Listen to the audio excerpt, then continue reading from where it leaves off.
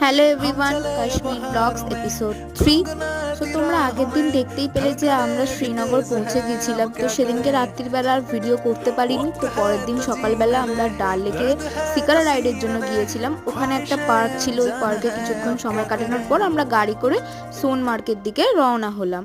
তো যেতে যেতে ভেড়ার একটা দল পেয়েছিলাম, তো ওখানে আমি ভিডিও করতে পারিনি, জাস্ট একটা আমি পিক নিয়েছি, তো তোমরা দেখতেই পেলে। আর এই নদীটা খুবই ছোট ছিল, বাট কালারটা খুবই সুন্দর ছিল।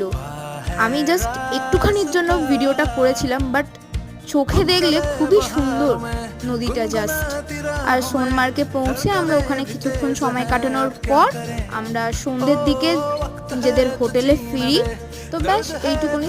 ভালো লাগলে ভিডিওটা লাইক, সাবস্ক্রাইব অ্যান্ড কমেন্ট করে জানাবেন কেমন লাগলো। Tata, bye bye.